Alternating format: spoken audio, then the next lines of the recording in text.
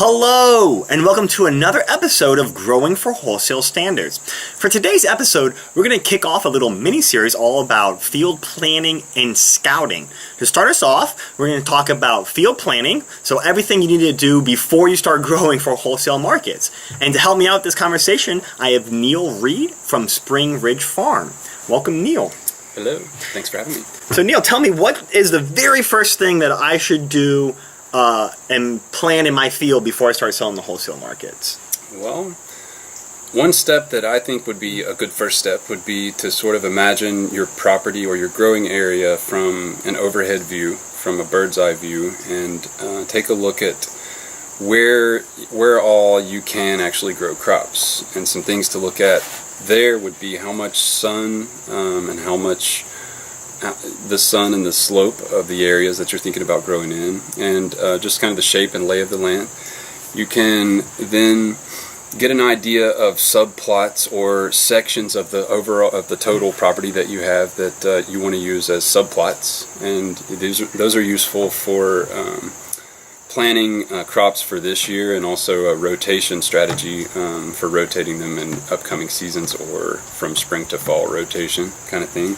One other note on slope is just that certain crops, when you're talking about slope, you're thinking about drainage, and certain crops do really poorly when they're not in a well-drained area, and so it sort of flows through with crop design. You don't want to put a plant that's not happy with wet feet in a place where you're not going to have much drainage. Another good step, first step, would be to test the soil pH, and that sort of flows from following the map planning, because you can take a pH sample from each subplot that you sort of design for yourself and have site-specific soil information that way, as far as acidity and organic matter and macronutrients, which will help you then know how much fertilizer or soil amendments pH adjustment that you need, site-specific, which can vary even on a small place. Okay, so the very first step, you're saying you're a hawk and get a bird's eye view of your property, kind of map out what fields you have that are capable of growing produce. Exactly. What are your growing land? Take in consideration, you're saying the sun and the slope. I didn't even really think about that, or how much water an area gets. And then build off of that by testing your soil, testing your pH and soil organic matter. Now, where would I go to test my soil pH? So I think for all that I've done, I've worked with ASD, Appalachian Sustainable Development, on some of that, but the Virginia Tech in our region, and in most regions, there'll be an Ag Extension Department, and for us that's Virginia Tech Agriculture Extension.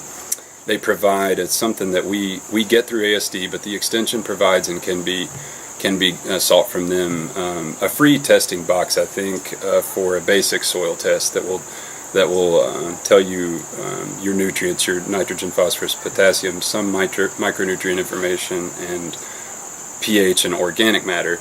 You request that from your local agriculture extension office. Take it out to the field, and you take a small and it'll have instructions on how to take the soil from the field and put it in there, and be sure not to contaminate it, and then send it on to them for analysis.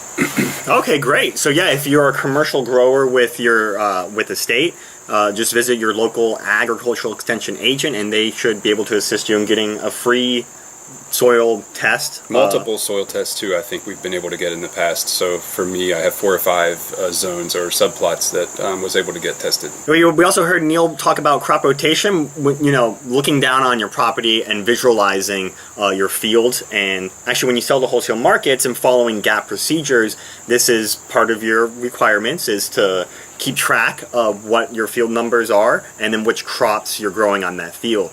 And to help your operation, to help the health of your soil, one will rotate these crops. And what I've heard, I guess, is maybe like a 3-year rotation is best practices, to think about, not just what are you going to grow this year, but to think about what are you going to grow in the next 3 years, and which field are they going to grow in, and how are you going to rotate them around. It's a good agricultural practice. It's a requirement for organic certification, but most importantly, it's a buffer for you against contamination, pest buildup, disease buildup. You don't allow that to happen because you move the plant away from that site, and the things that are left there after that crop don't find a host the following season. So it's something that you really can't overstate the benefits of.